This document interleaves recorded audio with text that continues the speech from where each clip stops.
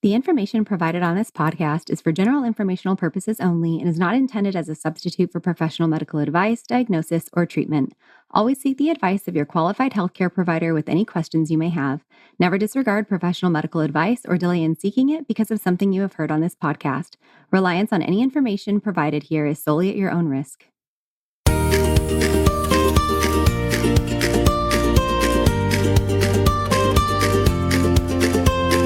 Welcome to the Birth Baby Podcast. Each week, you'll find guidance, encouragement, and practical tools to support you through pregnancy, birth, and the postpartum journey. I'm your host, Sierra Morgan, a certified birth and postpartum doula, hypnobirthing educator, and pediatric sleep consultant. I'm also the owner of a doula agency in Austin, Texas, and the founder of the Birth Baby Academy, where I offer classes for both parents and birth professionals. Thanks for being here.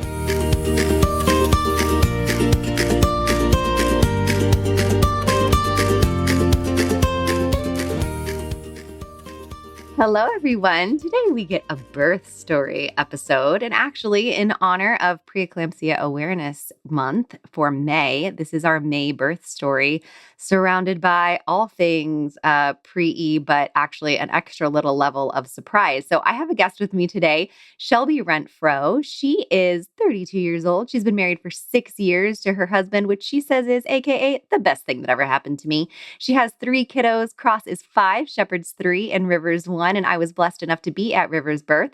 And she works at home full time. She gets to enjoy the best of both worlds by spending time with her kids and excelling in her corporate job. Mom boss over here. And she goes to church, spend time with her family, and loves watching any sport you can think of. And I had the pleasure of being her doula. And I'm so excited you're here with me today, Shelby. Thank you so much. Thank you. I'm excited to be here. Thanks for thinking about me. Yes, you were actually so top of mind. I looked up how I need a birth story for May. What do I want to do? And I was like, are there any months that it's the awareness month of or whatever? And when it said it was Preeclampsia Awareness Month, I was like, oh, well, Shelby had that, but on steroids. It's me. I should call her. And actually, guys, not with the birth with me, right, Shelby? Yeah. So let's start off by you just telling me a little bit about your journey to getting pregnant the first time and how pregnancy was for you, because that was, well, I guess they're all a little bit of a wild card, but that was a big wild card. This was the wild card. So getting pregnant, I would say we got married, and I think we both really wanted children right off the bat. I mean, we were so in love with each other, but I feel like that's such a great thing to do. And so we started trying immediately, and it did not, luckily for me, what a blessing, it did not take long. I think it was maybe 3 ovulation cycles, and I was there. I think we started trying in August, and I was pregnant by November, going to the doctor in November. So what a blessing that was. So that was the easy part. and then pregnancy came around, and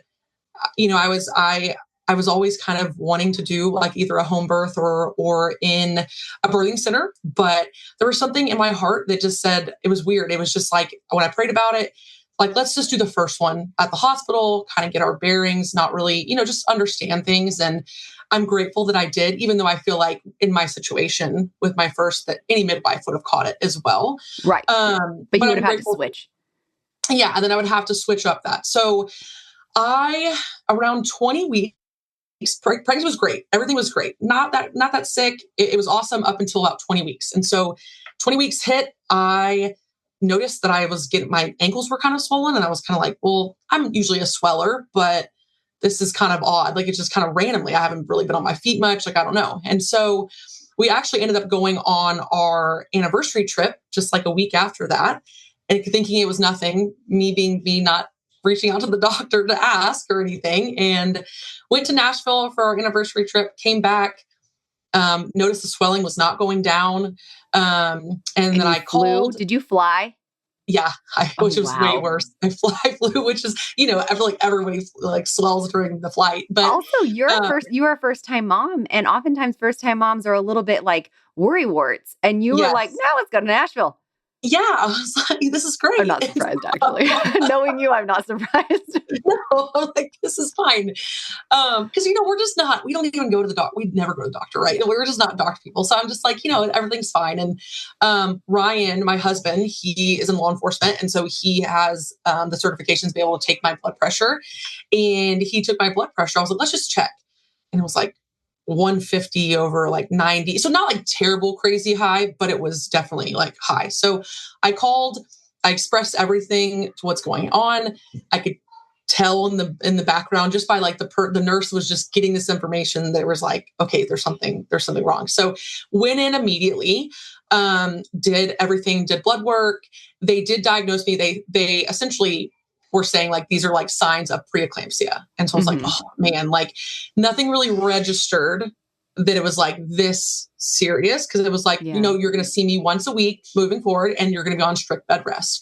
And I'm like, bed rest. And so I essentially was on bed rest. I would like work from my bed and like, he was like, you don't move from that spot unless you take a shower. I'm like, okay. Wow. So strict bed rest. And I thought I'd be there for a while, and I was not. And 3 weeks later, I guess back up.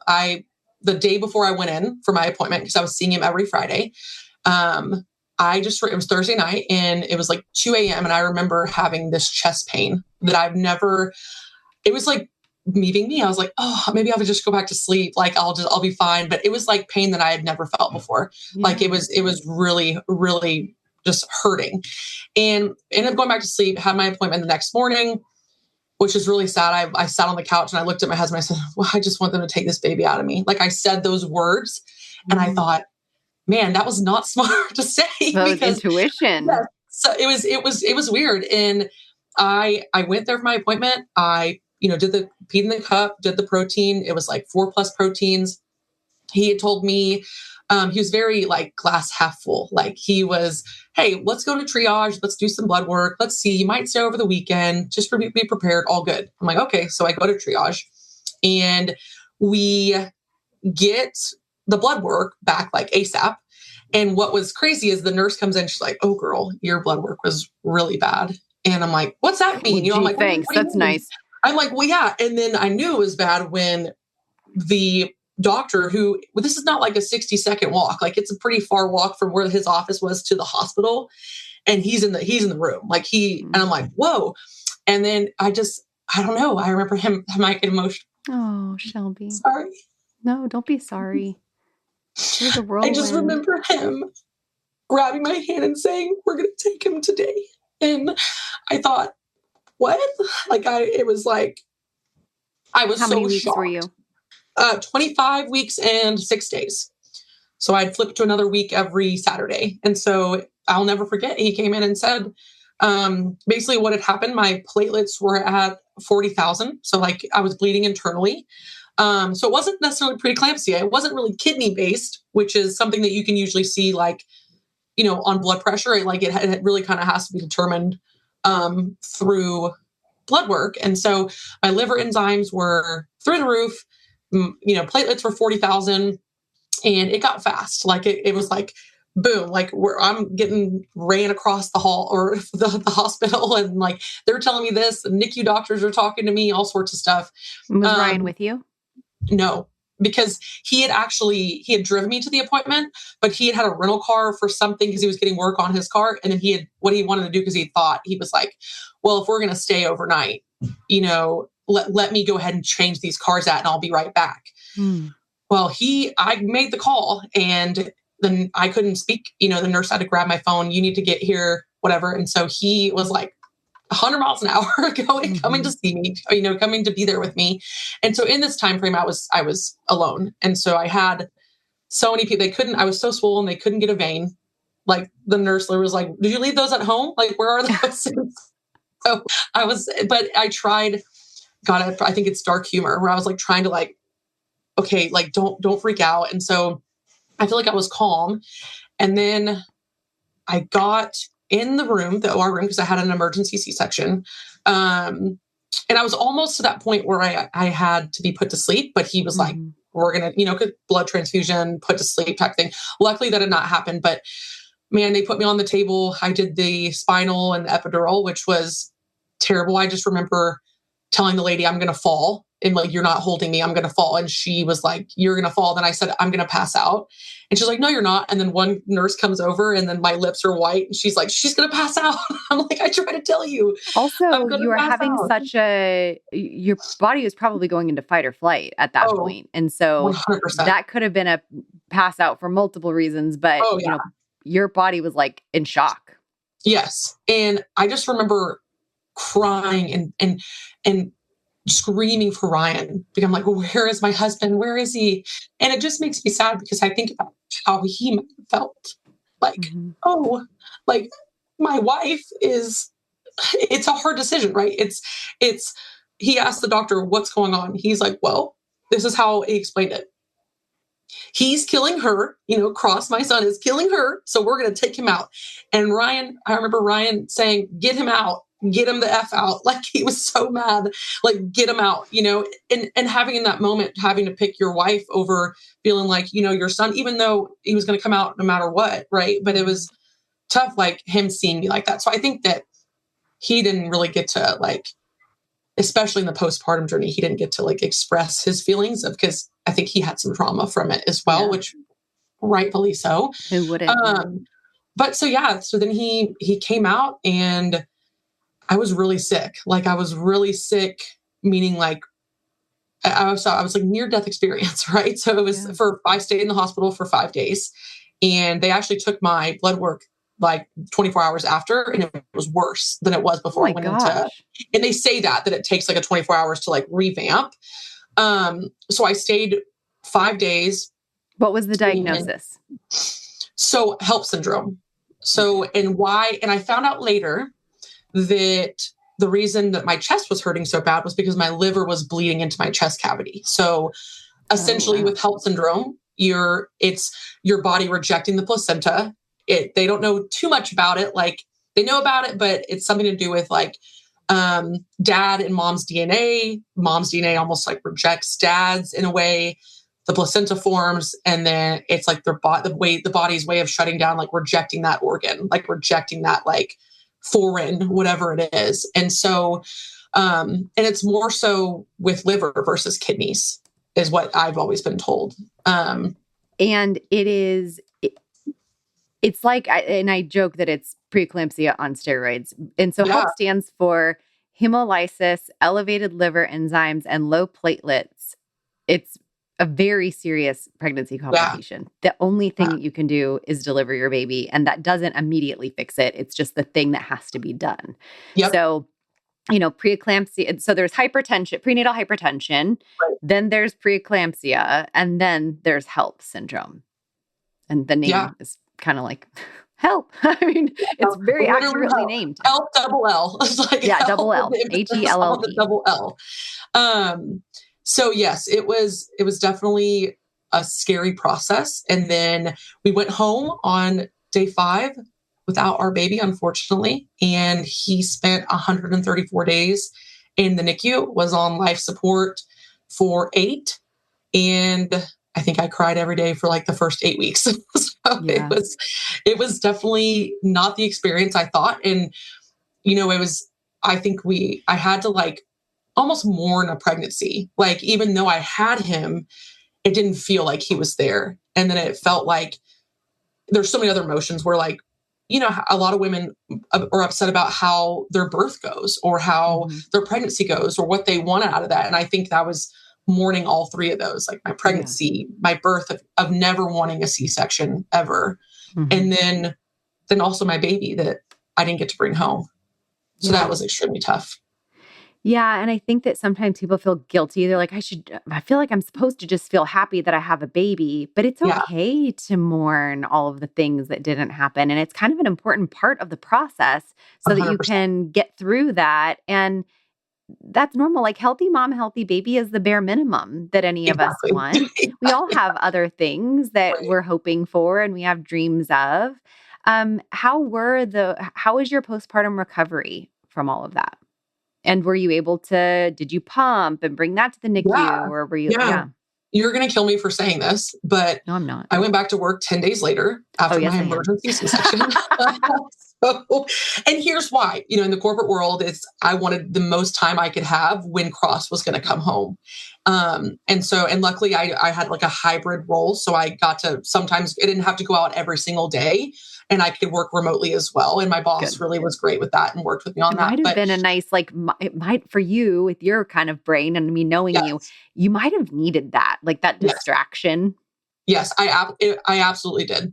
I needed, and don't get me wrong, I went to the hospital every single day. I did not miss a day. Like Ryan had to travel and do some stuff and he missed a day.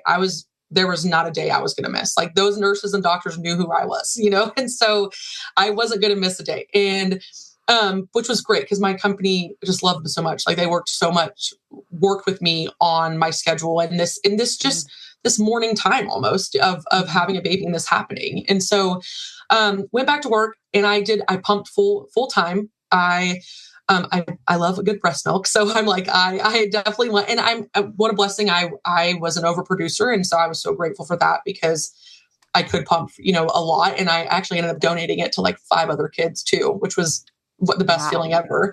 But I did pump around the clock and, it was, I think it was like day 3 in the hospital and we're I'm pumping every 2 hours at this point. And we get like a syringe, like this big and my husband's like, oh my God, like he's so excited. I'm so excited. Like it was the coolest thing, just something that was so positive in the journey of like, wow, this is awesome. Like, this is crazy that our bodies do this. And I he have was so found that proud. my NICU moms are some of the hardest fighters for their breastfeeding journey or for their breast milk journey because they're Yes. like, nothing else went right. And I'll be darned if I'm not going to produce milk for this baby.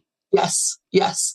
And my husband was so proud walking that down. He was like, this is he was so Like proud. skipping, clicking his heels together. Yeah, literally, it almost became like an addiction. Like pumping became an addiction in a positive way. Like I was the same way. Like I was counting ounces like it was dollar bills. yes, yes, Yeah. we had our book. We were writing down how many ounces I got.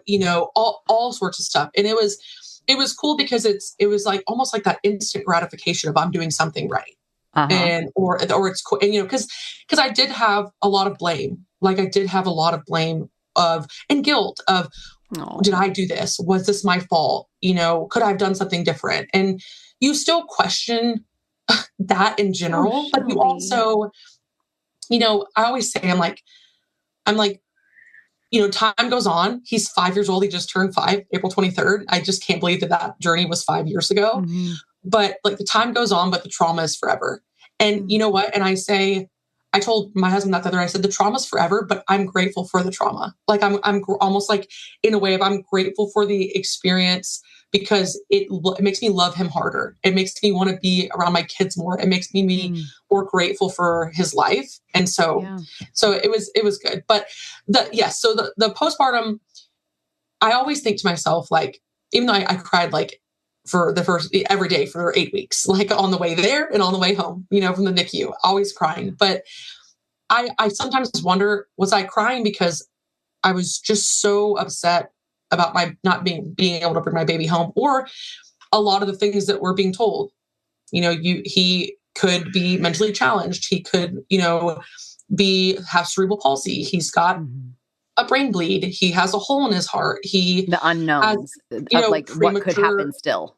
Right. I had no steroid shots. So his lungs were very premature. Like, I know sometimes people will get steroid shots and that'll really help the lungs. That was not existent for me. And so anything that was the greatest thing about Cross is he never had digestive issues. It was like he could pee and poop, and that was great. And that was always a great sign. And so that always kept us going, that we were excited about that one thing. Because at this point we were being told his brain, or he has brain bleeds, or, he has the PDA, which is like the hole that's supposed to close, I think, like in the first 24 hours of birth, but his didn't. And, then the premature lungs of being on life support and going through a whirlwind of one day he's on 100% oxygen and can't even keep his levels above 89.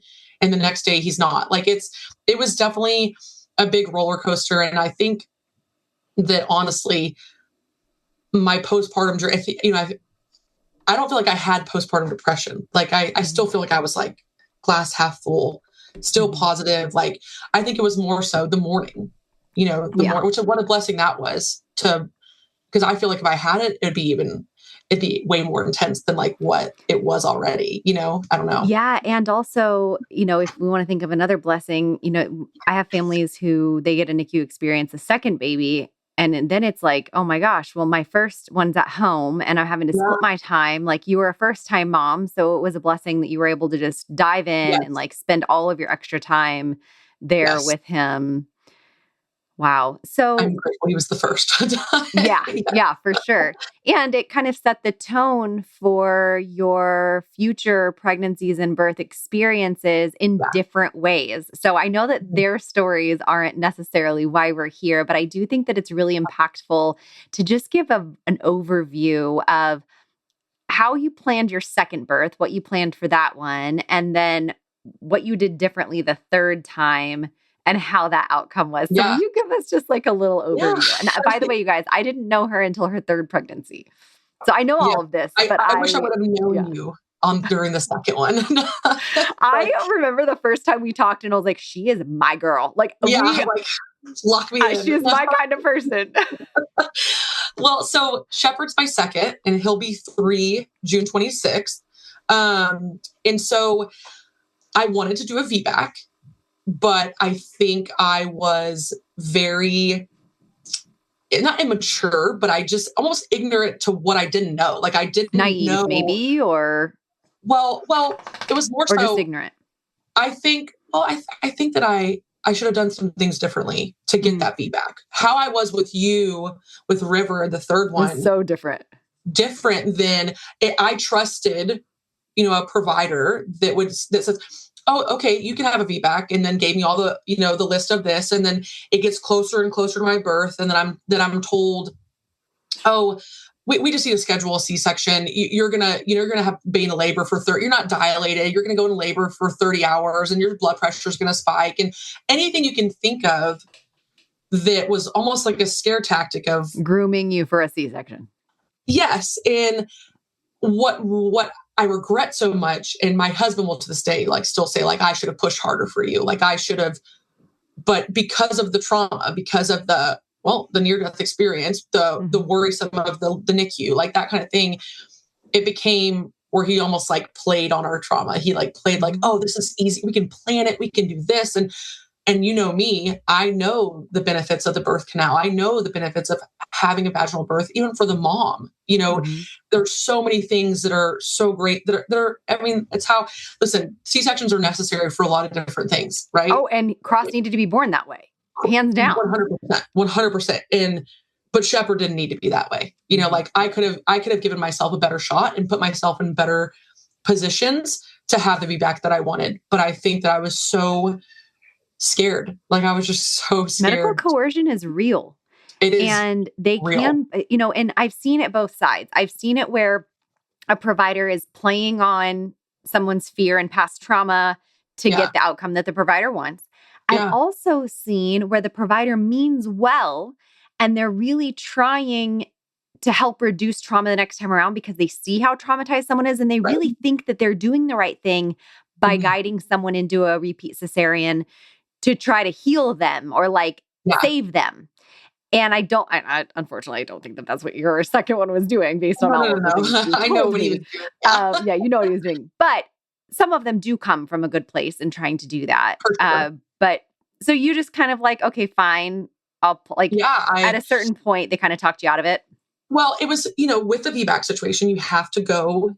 There's some hospitals, right, that won't do a little induction, won't kind of help you out in that way, but they'll say, oh, we can't induce you, so you have to go into labor naturally. And another thing that I was very ignorant on was my friends have had, they go into labor at 38 weeks, and so you thought you'd go early. Well, and I'm I'm a big girl. That's a good house for them. You know what I mean? I think I just had a flashback. Don't let me forget to say this during Rivers, if you're open to it, because you just said I'm a big girl, and you are so funny because I don't know if you remember what you said. Okay, I'm putting a pin in it. Go ahead. I just had a little funny moment in my brain. But I thought that was the thing. I didn't really understand the 42 weeks is really really your due date. That's the upper limit. Like, yes, yeah, like we're that's not. really the limit. And so I thought, oh, I'll for sure go into labor, beforehand, no big deal. And he's like, well, if you, and it was the 39th week is the best week to have a baby. And statistically, it's the better outcomes and all this stuff And that was right around the so, time the Arrive trial was like hot-ish too. The Arrive trial had come out saying that 39 weeks was like the safest and we should induce at 39 weeks and all of this. yes, And that study is super flawed now. Their it is. findings, but doctors loved that when they could just tell everybody you should have a baby at 39 weeks. Yeah, they ate that up. And so he's like, we'll plan one for 39 and 5. And I now that I know what I know, I wish I would have told him we're not planning that till 42, or until we get to it. So I ended up having a repeat C-section with Shepherd, because I did not go into labor and, never dilated, that kind of thing, which I know that doesn't really even make a difference because some people can go 0 to 100. Right. He told me that his head would never pass through. And I'm like, yeah. What? Like, how do you know that? You don't even know that, And so, and he was 8 pounds, 5 ounces. I'm like, it's not like this guy was a 10 pounder. Like this was an 8'5", baby. And so, so that happened. And I will be honest, I won't say that I have much to go by because my first one was crazy, and just like out of a movie. This one was incredibly different in such a better way. Yeah. And it was a planned cesarean that is controlled can be a very, a fine, peaceful process when Yes. It was it was funny because they were like, oh, do you need like this painkiller or this? Are you okay? And I'm like, I'm fine. I don't need any of that. Like, I have options. I'm You're good. talking to me? Yeah. I'm like, exactly. I'm like, I'm good. Like I recovered better. I will say, like, I definitely recovered better than the first one, but obviously the first one, I was literally sick. It's so it was bad. True. And that magnesium drip, I didn't talk about that. Stay away from the magnesium drip. It was horrible. But it was necessary, but so awful. repeat C-section. Yes. It was good. It was, I think I had to honestly mourn that birth a little bit. Like, man, like, yes, great. I'm so glad it went well, but that's not what I wanted. This is not, I almost felt like I gave up. Like I'd given up. And so I remember you saying that. Like that one hurt because I could have done better. And Ryan to this day will tell me like, I could have pushed you in a better way. And sorry. And so what made you on the next one plan differently? Like, what shifted and how did you wrap your mind around what you wanted to do the third time? I think that I feel like I had, like, knowing that I could have a baby at 39 and 5, because Shepherd was 39 and 5. I'm like, I can do this. Like, my body was fine with Shepherd. It was fine. I can have preeclampsia. You didn't have HELLP syndrome. Yes, I can do this. And it was more so with us too, is like, I'm not sure if this is my last kid. We're thinking potentially maybe one more. I got to get my husband on board. But it was one of those things where it was almost like, could have been like my last ditch effort. Like, let's do this the way I would say, I don't want to say right way, because I don't want people to feel like the right way is to have a vaginal birth, but the way that maybe God intended it in my eyes. Right. And you wanted it. And you know that a VBAC after 2 cesarean, you're like, I've heard of those, but like VBAC after, and they're rare enough. VBAC after 3 cesarean is nearly unheard of. Well, yes. So you're like, if I want 4 kids, I'm going to try to have the third one vaginal. And you know what? I saw one that was after 4 on Instagram, and she gave, and I was like, what trust to have that for your body and to do the right things and like the right providers. And so going into reverse birth I wanted to do it totally differently. I went midwife with Moon Tower. And I think too it was nice to find somebody that would be willing to take me on as a provider. Where in the hospital setting, and you can plan a VBAC. And we're not just giving you all of these parameters. I tell people, like, there's the bait and switch. Some providers will say that they're VBAC supportive, but really Yeah. they're just like VBAC tolerant as long as Mhm. certain milestones are hit. And that's kind of what your second one was ish. 100%. Yeah. Maybe not even. Moon Tower truly was like, you don't have to do any of the things. Like, No. you don't have to do this. You don't have to be induced. You can go all the way to 42. Yep. Let's just ride it out as long as your body is healthy. We'll do all the checks and all the tests. And if we're going good, let's rock it till the wheels fall off. Yeah. And they believed in me. Like they believed in it. And they believed, I think, in a bigger picture and a bigger purpose. And that was just really important for me. And so, and all of them were great. Like I loved, they had 5 I loved all of them. The midwives were incredible. And I just had a sense of trust with them. And I'm like, you know what? I honestly, Sarah, I think it was you and Sam, talking to you and Sam first. And you almost getting me to go the home birth route, which honestly, I wanted. I know. That sounds terrible. Sarah, you almost got me. In the best way possible. You supported that. I read, I forget what, I think it was Monica, what was her last name? Her book about home birth. Home birth matters or something like that. And even Ryan was like, if that's what you want and you feel good about, let's do it. And I think that the beautiful part of that was just you knowing that you had options. Like I was literally texting midwives all over Austin to see who was willing. Just because I wanted you to know what your options were. And I was like, and then you can just choose from them. But what a beautiful thing to get to choose. Yes. And I think that's the best part about it. It was, and it was, ended up not going home birth, but went midwife, and they deliver in Austin's, what is it? St. David's North. St. David's North. Sorry. Yeah. St. David's North in Austin. And so that's where they deliver in. They did have a couple different options of like room, but for my case with being a VBAC too, I couldn't do like just regular hospital room. So, it had to be like a regular hospital. And I ended up going 42 weeks. That's the funny part of all of this. It's like each birth was so beautiful in the outcome of like, it taught you something. Yeah. Because the second time you felt like, okay, I could have done that, but I was sitting here living in fear that what if my preeclampsia pops up and then I have to, I'm out of options. And then I'm just going to choose the option so it doesn't feel traumatic. And then the third time you're like, I did it last time all the way until almost 40 weeks. I've got this. I have a provider who's supporting me till 42. And then River's like, fine, I'll stay until 42. And what they made me feel. The chance. Yes, that's what I wanted. Like, don't get me wrong.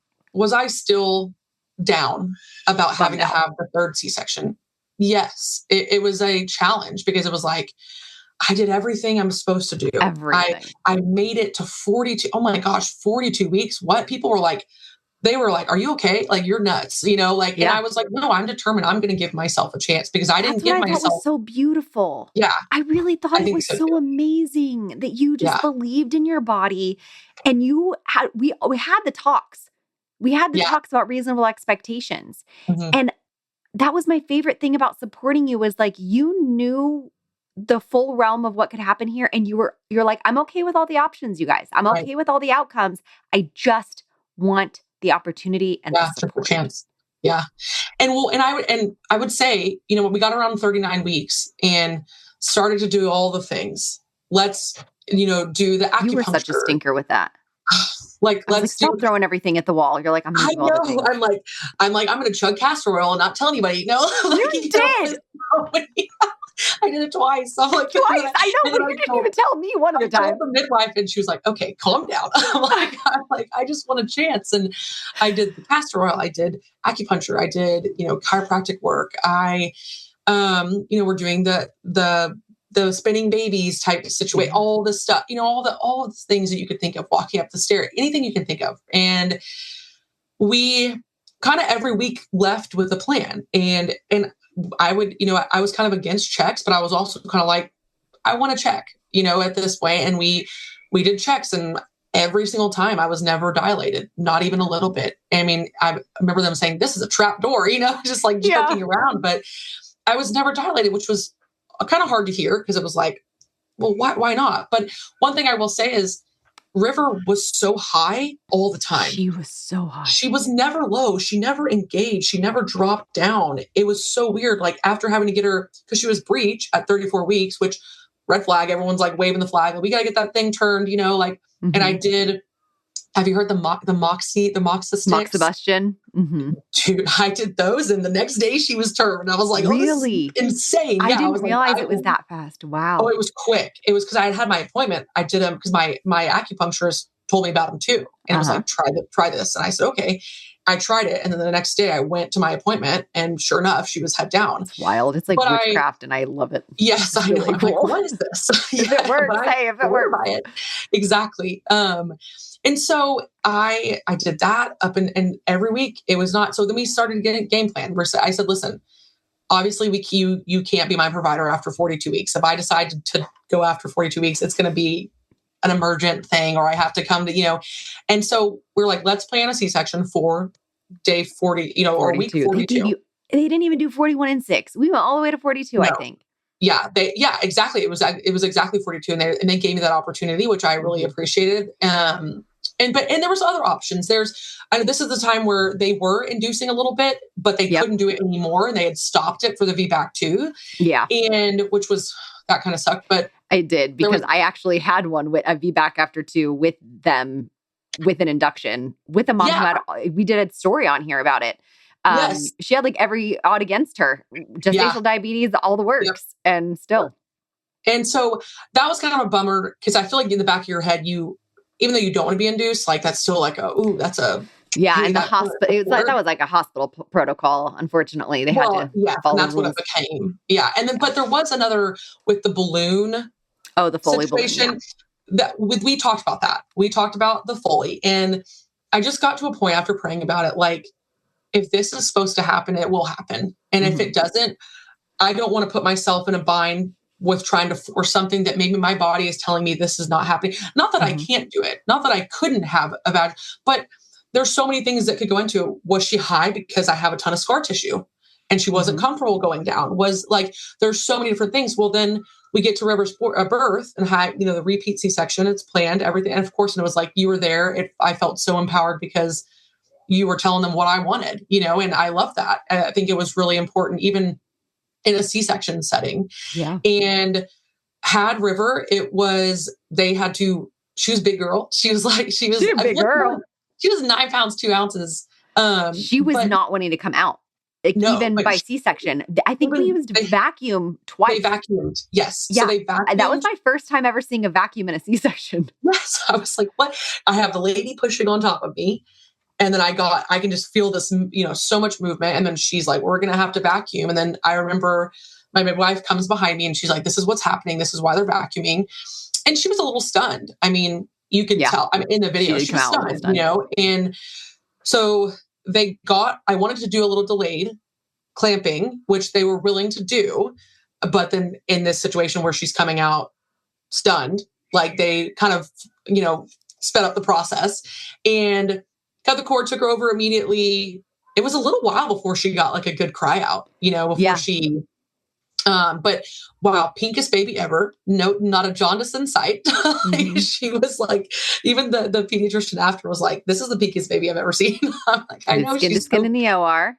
Oh yeah. We did skin to skin, which was something I did not get with Shepherd, and Ryan had to hold Shepherd, and I didn't get this in that instance, but this time I did, which was fun. It was nice that I felt like I got to be with her right after something that, like biological just took place in a way, like that. It's like, and so I was definitely grateful for that. And then afterwards, I mean, and the doctors were so cool. They were so, and they asked, like, I actually had to be cut a different place because my scar, I guess, was really high. So everyone listening, because she had her first baby at 25 weeks, 6 days, that baby was smaller. So you have to think that the skin hasn't stretched as much. So the placement and the uterus hasn't stretched as much. Yeah. So where that scar is actually higher on the stomach than what a full-term baby would be, because we want a low incision, because the baby's head is usually down low. Well, maybe not for River.